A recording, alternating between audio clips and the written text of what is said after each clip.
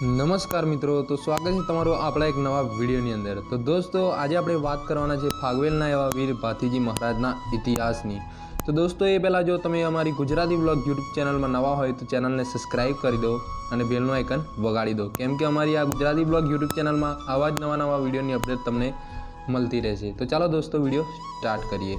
ખેડા જિલ્લાના કઠલાલ તાલુકામાં કપડવંજ પાસે આવેલ ફાગવેલ ગામે રાઠોડ તખતસિંહ થયા। તખતસિંહ રાઠોડના વિવાહ ચિકડોલના ગરાસિયાના પુત્રી અકલબા સાથે થયા હતા। ઠકરાના અકલબા અને તખતસિંહને ખોળે 4 સંતાનો અવતર્યા, 2 પુત્રીઓ અને 2 પુત્રો। પુત્રીઓના નામ સોનબા અને બિંજીબા હતા, જ્યારે પુત્રોના નામ હાથીજી અને ભાથીજી હતા।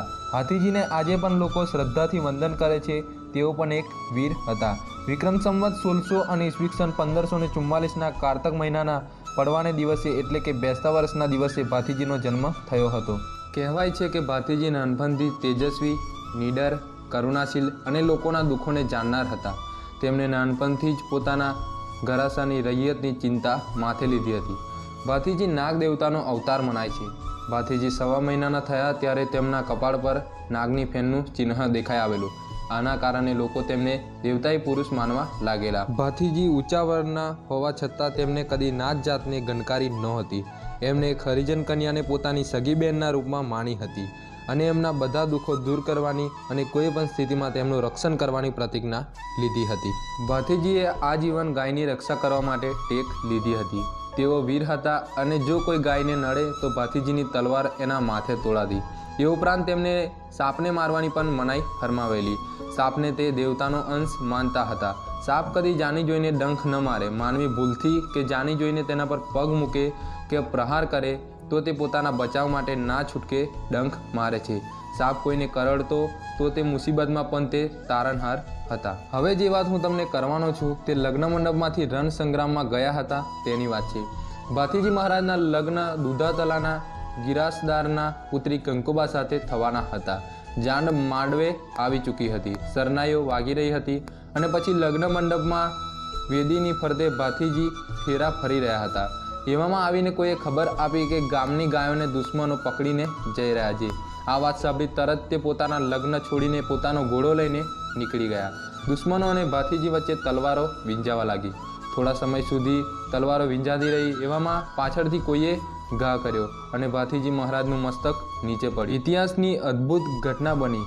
મસ્તક પડ્યું છતાં ધર લડ્યું, એવી આ ઘટના એ ઇતિહાસમાં સાબિત થયેલ ઘટના છે। પણ ગાયોને તેમને લઈ જવા નહીં જ દીધી। તેમના મસ્તકની રખેવાળી કરવા સ્વયં નાગદેવતા ત્યાં ઉપસ્થિત થયા અને નાગદેવતા ભાથીજીના મસ્તક ઉપર ફેન ચડાવીને રખેવાળી કરવા લાગ્યા। તેમની ચિત્તા પર કંકુબા પણ સતી થયા, જેમનો પૂરો પરિચય ન હતો એવા નરવીરને લઈને ભરી યુવાનીમાં સતી થનાર કંકુબા હતા। ભાથીજીની મર્યા પછીની માનવતાની વાત કરવામાં આવે તો કહેવાય છે કે ભાથીજી મહારાજને જ્યારે અગ્નિદાહ દેવાયો ત્યારે તેમણે તેમના ભાઈ હાથીજીના દેહમાં પ્રવેશ કર્યો અને કહેલું કે લોકોને કહેજો જેને સાપ કરડે તે બધા મારી માનતા રાખી મને યાદ કરે। જો બનવાકાળ નહીં હોય તો સર્પદંશ ઉતરી જશે અને આમ જ થાય છે।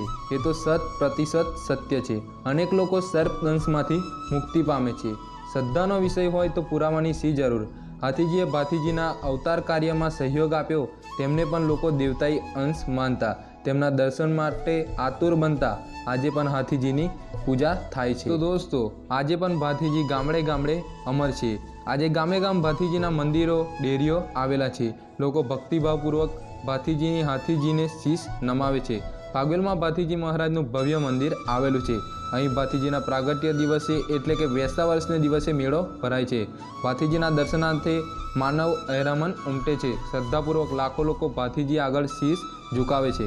ભાથીજી વિશે અનેક આખ્યાનો, ભજનો આજે ગામડે ગામડે ગવાય છે। તો દોસ્તો જો તમને અમારો વિડીયો ગમ્યો હોય તો અમારી ગુજરાતી બ્લોગ યુટ્યુબ ચેનલને સબસ્ક્રાઈબ કરી લો અને બેલનું આઇકન વગાડી દો, કેમ કે આની અંદર આવા જ નવા ઇતિહાસની વિડીયો જોવા મળશે। તો ચાલો દોસ્તો મળીએ।